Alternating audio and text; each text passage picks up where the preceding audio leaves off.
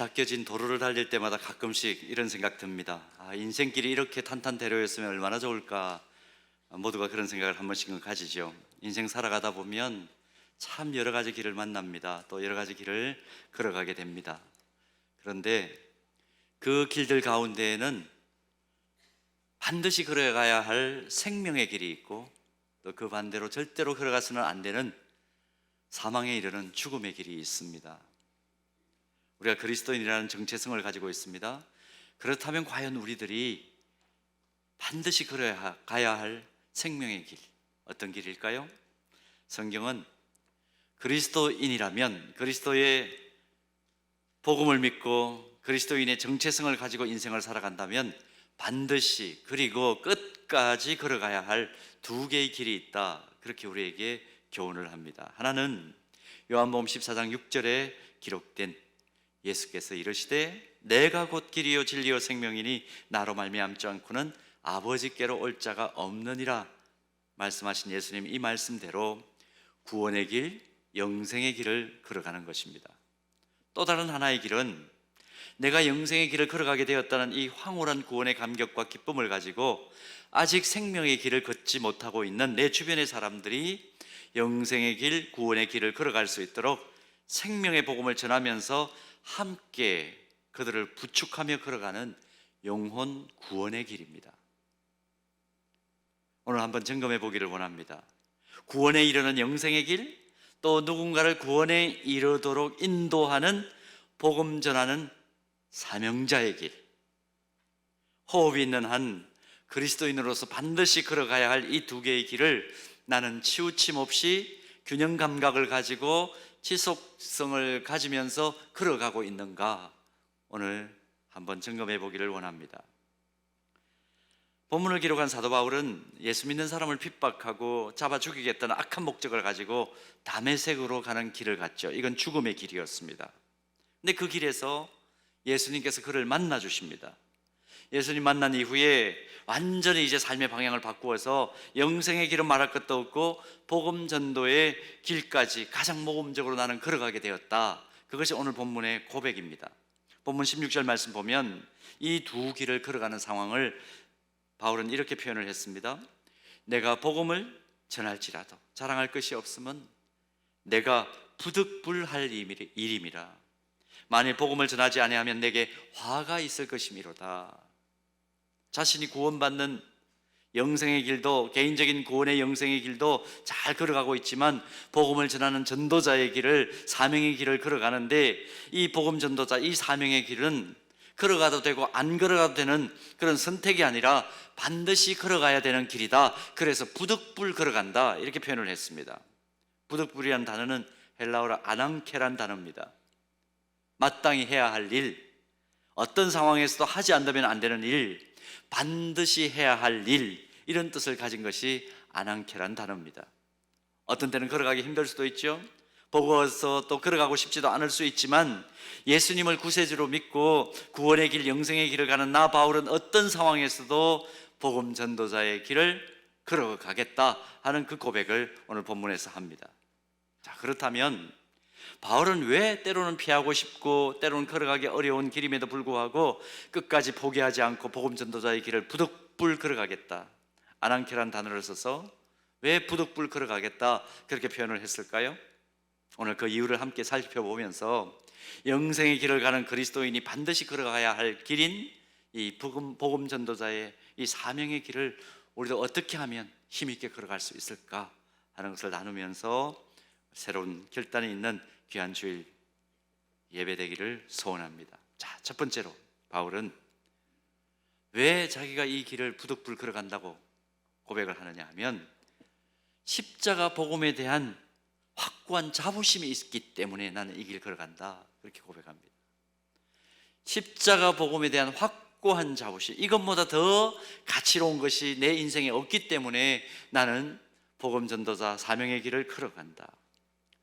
로마서 1장 16절에서 17절 말씀을 보면 바울이 복음을 얼마나 자랑스러워하고 기뻐했는가를 고백하는 내용이 쭉 기록되어 있습니다. 16절 노란색만 볼까요? 내가 복음을 부끄러워하지 아니한다, 그렇게 고백을 했습니다. 바울이 부끄러워하지 않는다, 나는 어떤 상황에서도 부끄러워하지 않는다. 이 복음의 정체가 도대체 무엇일까? 궁금하죠? 마가복음 1장 1절을 보면 바울이 부끄러워하지 않았던 이 복음의 시작을 이렇게 마가복음 1장 1절은 알려줍니다. 하나님의 아들 예수 그리스도의 복음의 시작이라, 이렇게 알려줍니다. 예수 그리스도로부터 시작된 복음은 나는 부끄러워하지 않는 복음이야. 바울은 지금 그렇게 고백했죠. 복음을 영어로 뭐라고 표현합니까? 굿 뉴스라 그러죠. 헬라어로는 유앙겔리온 이렇게 표현을 합니다.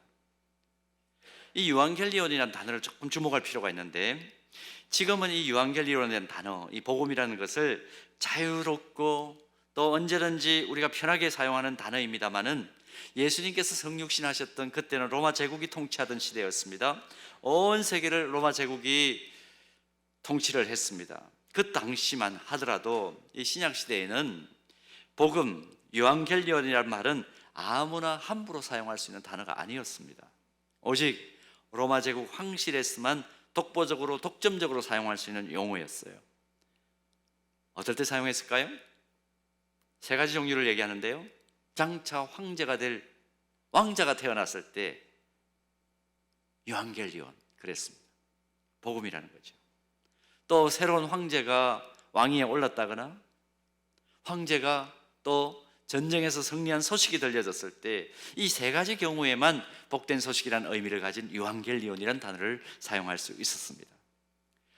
복음의 주인공인 로마 황제에게 복종하는 자에게는 자비를 베풀고 불복종하는 자들에게는 내가 죽음을 줄 것이야. 그게 황제의 칙령이었는데 그 상황이 바로 유앙겔리온의 전제였습니다. 결국 로마 황제가 온 세상의 주님이시다. 그것이 2000년 전의 복음이었습니다. 유앙겔리온이었습니다. 그런데 마가복음 1장 1절은 어떻게 우리에게 선언합니까? 로마 황제가 주님이 아니라 예수가 우리의 주님이시다. 그 내용이 기록되어 있고 그 내용을 복음이라 이렇게 말하고 있습니다. 로마 제국의 강압적인 통치 상황 속에서 황제가 베푸는 자비를 다 거부하고 당당하게 예수가 하나님의 아들이시고 예수가 내 삶과 온 세상의 주님이시다. 이 복음의 내용을 선포하는 것은 죽음을 각오한 혁명적인 태도였던 것이죠. 그런데 바울은 이 마가복음 1장 1절에 기록된 이런 복음의 내용을 전혀 숨기거나 부끄러워하지 않고 당당하게 두려움 없이 지금 선포하고 있는 겁니다. 당시 세상의 흐름, 사회적인 트렌드를 완전히 뒤집어 엎는 위험한 발언을 지금 하고 있는 것이죠. 바울은 결국 어떻게 됐습니까? 그가 선포하고 전한 복음 때문에 고발당합니다. 결국 붙잡힙니다. 로마 감옥에 수감되는 죄수가 되었습니다. 그런데 그 캄캄한 감옥 속에서도 전혀 타협이 없죠. 로마 감옥에 갇혀지게 된 상황 속에서 빌립보 교회 성도들에게 써보냈던 빌립보서 3장 8절을 보면 더욱 강력한 폭탄 선언을 이렇게 합니다. 또한 모든 것을 해로 여김은 내 주 그리스도 예수를 아는 지식이 가장 고상하기 때문이라. 내가 그를 위하여 모든 것을 잃어버리고 배설물로 여김은 그리스도를 얻는 것. 이것이 진짜 복음이야. 그 얘기를 해줍니다. 이 세상에 가장 귀한 건 무엇이라고요? 십자가에서 고난받아 죽고 3일 만에 다시 부활하신 예수님을 믿는 믿음으로 영생을 얻는 복, 그게 진짜 복음이에요. 이 복음의 내용이 나를 구원의 길, 영생의 길로 인도했어요. 그리고 여러분들도 이 복음의 길을 걸어가자, 그렇게 지금 권면을 하는 겁니다.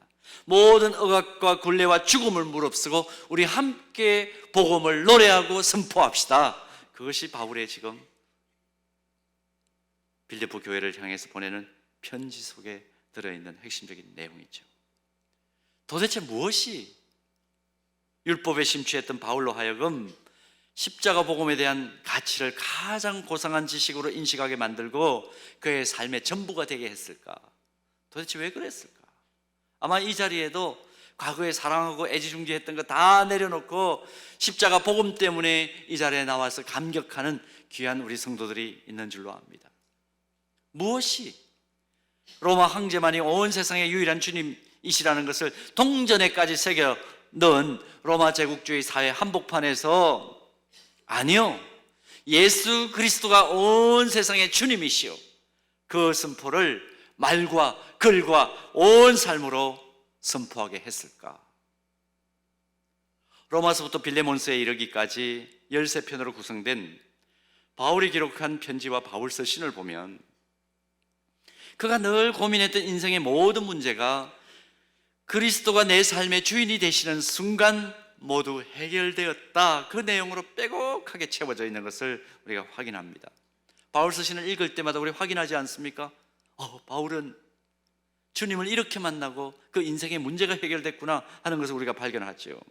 그리스도가 자신의 삶의 주인이 되시는 순간 비로소 인생이 어디서 왔다가 어디로 가는지, 또 어떻게 살아야 단 한 번밖에 살 수 없는 인생을 의미 있고 가치 있게 사는가를 깨닫게 되었다. 그것이 사도 바울의 서신 속에 빼곡하게 담겨져 있죠. 여러분, 실제로 이 세상을 사는 사람은 어떤 사람이든지, 뭔가 많이 가졌고 적게 가진 사람이든지, 잘났든지 못났든지, 지위가 높든지 낮든지, 이념이 어떠하든지 삶을 살아가는 과정 중에 반드시 세 가지 본질적인 질문을 하게 되어 있습니다. 어떤 질문입니까? 첫째, 나는 누구인가? 두 번째는 나는 왜 살지? 세 번째는 뭔가요? 모든 사람들이 죽는 걸 보니까 나도 죽을 것 같은데, 그게 분명할 것 같은데 죽음 이후에는 어떻게 되지?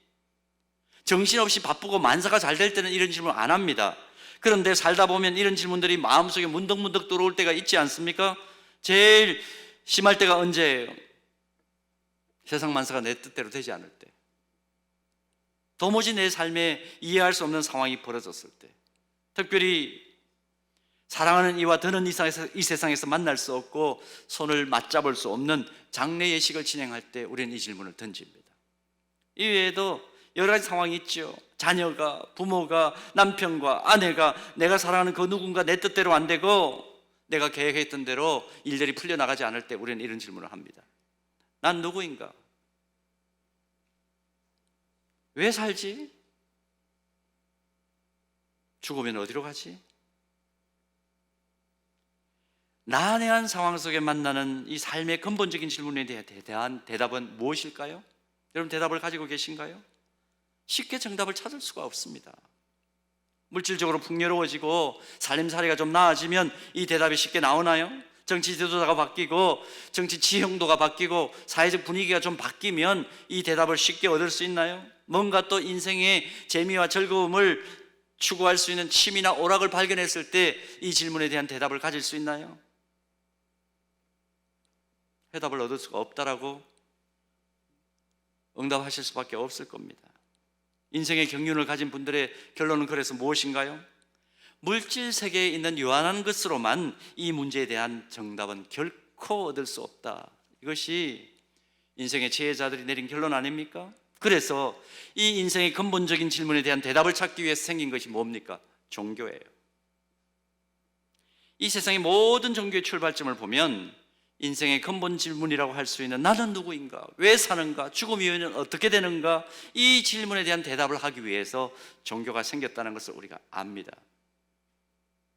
나름의 정답을 찾아내기 위해서 또 제시하면서 종교는 계속해서 발전해 왔습니다. 그런데 모든 종교들이 제시하는 해답을 자세히 들어보면 우리 마음속에 그렇게 명료하고 평안을 주는 대답들이 아니에요. 그런 종교를 만나기 어렵습니다. 특히 세 번째 질문, 요한은 세계 안에서 죽음의 문제와 영혼의 문제에 대해서 대답을 명확하게 제시해 주는 종교는 없습니다. 이렇게 될 수도 있고 저렇게 될 수도 있어. 저는 나름대로 조직신학이라는 공부를 했고 철학 공부를 오랜 시간 해왔기 때문에 이 종교학에 대한 이해가 사실은 좀 깊습니다. 종교적인 이야기, 또 종교학에서 이야기하는 거, 종교의 기원에 관한 이야기. 그런데 모든 종교들의 마지막 이 죽음에 관한 문제에 대해서는 대답이 전부 모호해요. 그런데 단 한 종교, 단순히 인간의 머리에서 설계된 종교가 아니라 하나님이 계시하신 생명의 말씀을 통해서 깨닫게 된 유일한 생명의 진리이신 예수 그리스도가 인간이 당면한 이 근본 질문에 대한 해답이다, 그렇게 얘기하는 진리의 종교가 있습니다. 우리가 믿는 기독교예요. 여러분, 엉뚱한 종교에 잇대지 않고 내가 진리이신 예수 그리스도를 이야기하는, 그것도 하나님이 주신 계시 안에서 밝혀지는 기독교와 내가 잇대게 되었다는 것은 이건 복 중에 복입니다. 여러분 옆에는 지금 복덩어리들이 있는 거예요. 한번 확인해 주실까요? 당신은 복덩어리입니다. 생각해 보세요. 인간으로서는 결코 해결할 수 없는 죽음의 문제를 해결하기 위해서 하나님의 아들의 신분을 가지셨지만 직접 이 땅에 오셔서 나를 위해 죽으셨고 부활하신 예수 그리스도, 그 예수 그리스도를 믿으면 나도 예수님과 같이 함께 죽고 함께 살아서 유한해서 영혼을 바라볼 수 있는 영생의 길이 열린다는 것을 사도 바울은 깨달았던 것입니다. 그러므로 사도 바울은 그가 평생을 바쳐 수호했던 율법의 자리에서 떠나버립니다. 로마의 강력한 군주정치 제도 아래에서 자랑스럽게 과거에 취득했던 로마 시민권도 뭐와 같이 여긴다고요? 배설물과 같이 여긴다, 그렇게 고백합니다. 아무것도 아니고 별것 아니란 얘기죠. 그리고 복음의 진정한 주인공인 하나님의 아들 예수 그리스도를 내 삶의 주님으로 고백하는 것만이 자신이 당면한 근본 문제를 해결할 수 있는 유일한 길인 것을 깨닫고 오늘 본문에서 뭐라고 고백하나요? 이 복음을 전하는 길을 아무리 힘들고 어려워도 나는 부득불 갈 것입니다, 그렇게 고백하는 거예요. 주 안에서 사랑하는 여러분, 생명의 말씀인 성경에 기록된 그리스도만이 우리를 진정한 행복으로 인도할 수 있는 유일한 구원의 길인 것을 믿습니까? 늘 죄를 선택할 수 있는 가능성을 가지고 있는 죄성을 가진 연약한 나를 구원하시고 회복시키시고 치유하시고 온전하게 하시는 분인 그분은 예수 그리스도, 그분에게 내가 연결되어 있을 때 나에게는 영생이 주어진다. 믿습니까? 그리스도만이 우리를 영생의 길로 달려가게 할 수 있는 유일한 대안이시다. 이 믿음을 가지고 살면 나의 미래는 보장된 것이야. 이것만큼 황홀한 일이 어디 있습니까? 이것만큼 좋은 일이 어디 있습니까? 너무 황홀하고 좋은 것을 경험하면 어떻게 되나요? 사람이 어떻게 되나요? 말이 많아지죠. 일단은 우리가 자주 이런 얘기 합니다마는 좋은 맛집만 가도 야, 그 집 가니까 좋더라, 그 얘기를 하고 싶어가지고 막 입이 건질건질 하잖아요. 좋은 것을 경험하면 소문을 내고 전달하는 것이 인간의 근본적인 심성입니다. 그러므로 우리 역시 바울처럼 내가 경험한 예수 그리스도, 복음의 주인공이신 예수 그리스도를 전하는 그 길을 우리도 부득불 달려갈 수밖에 없는 것이죠. 그리스도 안에서 얻게 된 황홀한 구원의 기쁨, 오늘 다시 한번 확인하고 바울처럼 전도자의 길을 힘있게 걸어가는 우리 모두가 되기를 소원합니다. 자, 그런가 하면 바울이 부득불 복음 전도자의 길을 나는 걸어간다, 왜 부득불 걸어간다고까지 표현을 했을까? 자신이 복음의 정인으로 부름받은 사명자인 것을 깨달았기 때문입니다. 본문 17절에서 19절, 17절만 보겠습니다. 내가 내 자의로 이것을 행하면 상을 얻으려니와 내가 자의로 아니한다 할지라도 나는 사명을 받았노라. 사명을 받는다. 여러 번역을 비교해서 이 말씀을 함축적으로 표현하면 이런 말입니다. 나는 복음을 전해야만 하는 그리스도의 종, 그리스도의 노예가 되었습니다. 그 고백이에요. 바울이 예수님 만나서 변화되고 또 변화받고 복음 전도자로 한평생을 살아간 자의식이 이 말씀 속에 녹아 있는데요, 종과 노예는 주인의 요청에 무조건 순종해야 되는 것이 그 본분입니다. 바울은 지금 나는 복음의 종과 복음의 노예의 신분으로 철저히 나를 영생의 길로 불러주신 하나님을 주인으로 인정하고 내 삶을 복음 전도의 사명을 다하는 데 드리겠다, 그 선언을 지금 오늘 본문에서 하는 것이죠.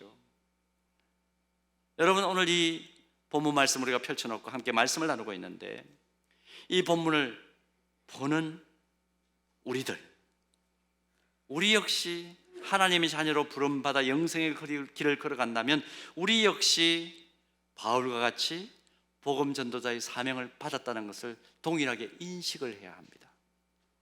예외가 없습니다. 이렇게 얘기하니까 목사님 그건 너무 좀 특별한 경우를 보편적으로 확대시키는 거 아닌가요? 종적 개념을 유해 개념으로 논리적 모순을 범하는 것 같은데요. 혹시 그렇게 저한테 질문하실 분 있으실까요? 논리적 모순 아닌가요? 특징 명제를 전칙 명제화시키는 오류를 범하는 것 아닌가요? 혹시 그런 질문을 하고 싶은가요?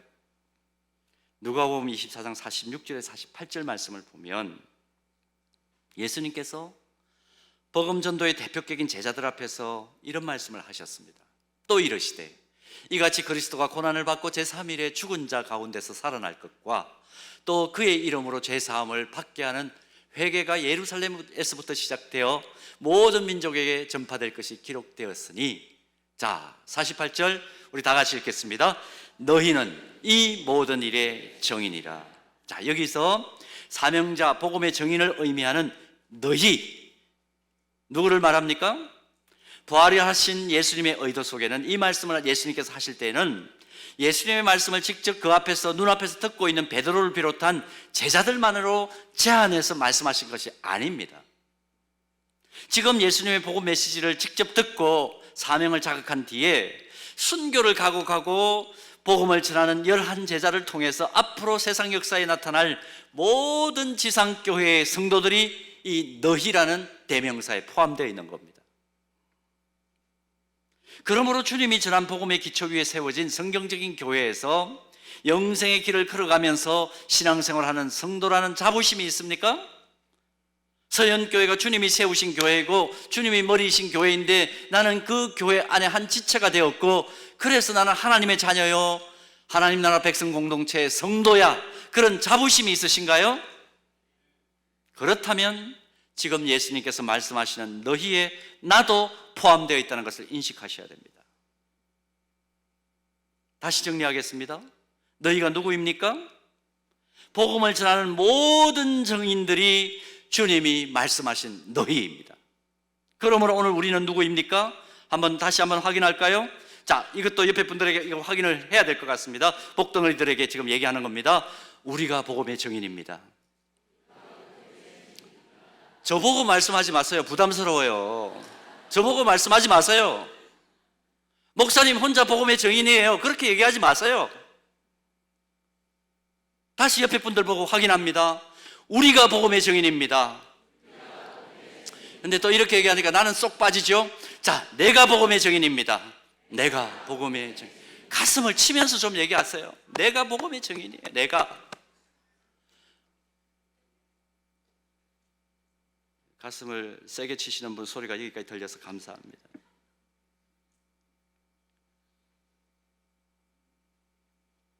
우리는 그런 의미에서 어디서든 언제든 무엇을 하든지 주님이 동행해 주시는 하나님의 자녀란 특권도 인식하면서 동시에 어디서든 언제든 무엇을 하든지 복음을 전하는 증인의 사명을 수행해야 될 사명자다. 사명자의 책임이 있다. 오늘 이 사실을 우리는 본문을 통해서 깨달아야만 합니다. 자, 그렇다면 복음의 정인이라는 사명을 깨달았습니다. 사명을 자각한 이 사명자들은 어떤 삶을 앞으로 살아야 되나요? 사명자는 결코 나 혼자 예수 잘 믿고 신앙생활 나 잘하다가 영생의 길 가면 된다, 내가 천국 가는 것으로 만족하는 인생을 살 수가 없습니다.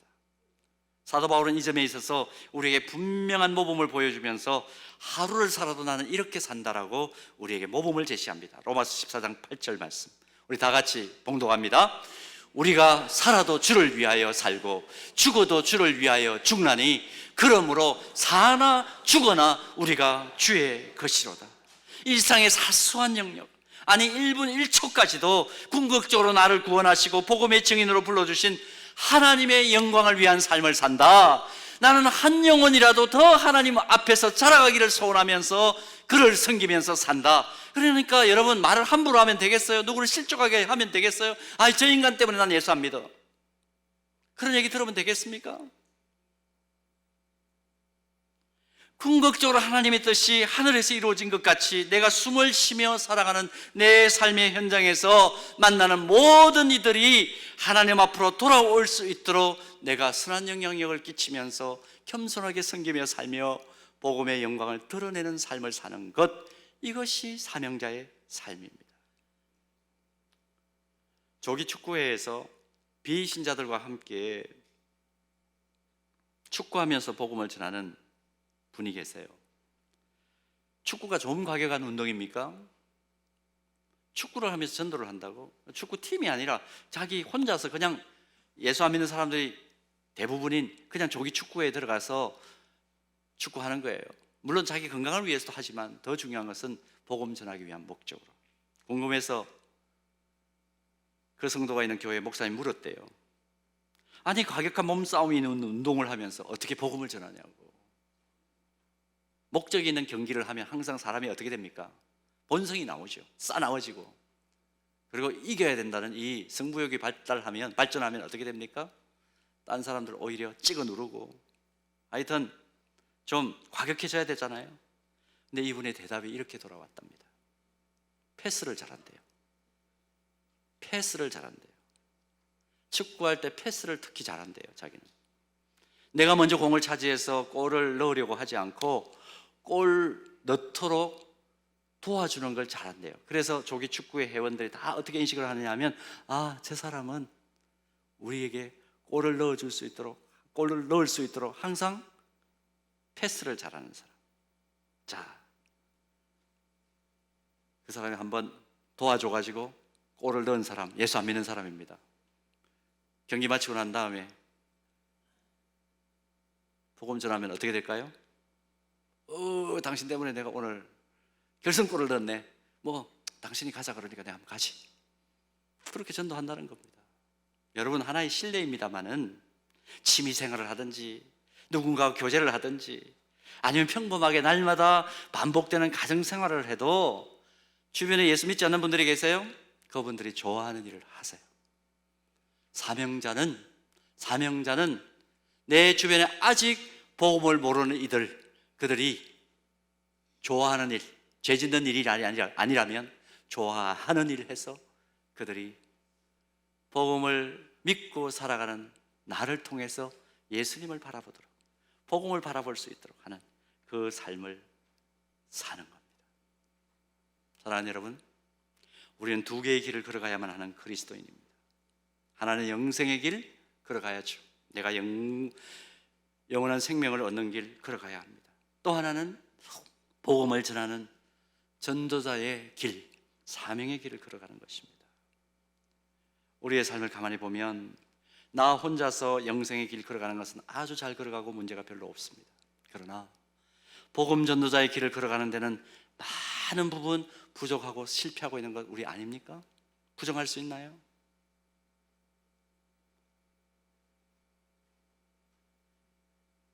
오래전입니다.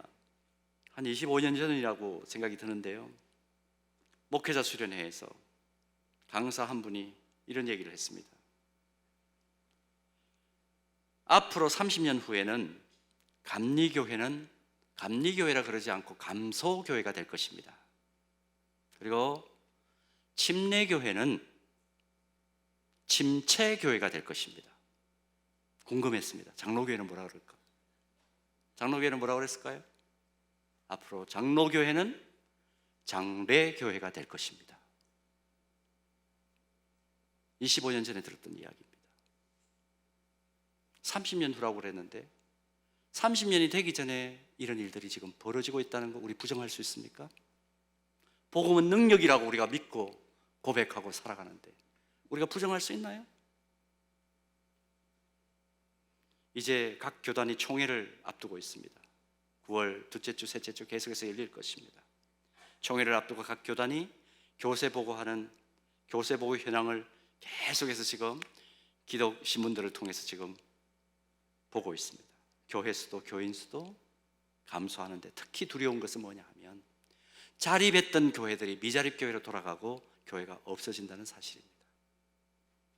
이건 더 위험한 일입니다. 그러나 오늘 우리가 말씀을 통해서 다시 새 힘을 얻어야 되겠죠.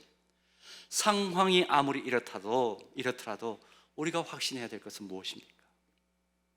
십자가의 복음이 능력입니다. 십자가의 복음이 힘입니다. 우리 함께 주님의 복음만이 온 세상을 회복시키고 치유할 수 있는 대안인 것을 더 확실하게 믿읍시다.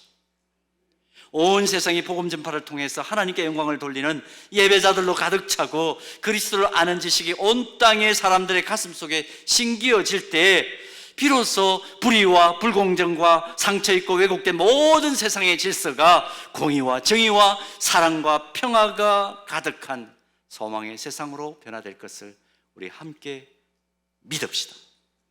그렇다면 우리는 오늘 본문의 사도 바울처럼 각성해야 합니다. 십자가 복음으로 구원받고 복음의 증인으로 부름받은 소명자인 내가 어디든 언제든 무엇을 하든지 주님과 함께 하면서 나는 복음 전하는 사명을 다하리라. 오늘 그 결단이 우리 모두에게 있기를 주님의 이름으로 축복합니다. 이제 우리가 연초부터 새생명 초청주일을 지키려고 기도하며 준비해온 10월 15일 주일이 불과 7주밖에 남지 않았습니다. 스스로 사명자인 것을 자각하고 전하면 있고 전하지 않으면 없습니다. 복음 전하면 있고 복음 전하지 않으면 없어요. 지금 370명이 넘는 새생명 초청 대상자들이 작정이 되었습니다. 전하면 그들은 이 자리에 있을 것이고 전하지 않으면 그들은 이 자리에 없을 것입니다. 그들만이 아니라 기도하는 가운데 그래 내가 반드시 전해야 되는데 아직도 명단도 올리지 못하고 그를 위해서 온 교회가 기도하는 과정 속에 그 명단이 노출되지도 않았어. 오늘 각성이 된다면 새생명 초청 대상자 작정하고 제출하고 가시기를 바랍니다. 우리 7주 동안 물론 10월 10일 5일만이 아닙니다. 그 이후에 나와도 문제는 없습니다만은 그 앞에 나와도 문제가 없습니다만은 중요한 것은 뭡니까? 내가 영생의 길 달려가는데 그 길을 함께 달려갈 수 있도록 내가 복음 전하는 사명을 그 길을 함께 걸어가자고 내가 복음 전해야 되겠다. 오늘 그 결단 가지고 예배당 문을 나서시기를 축복합니다.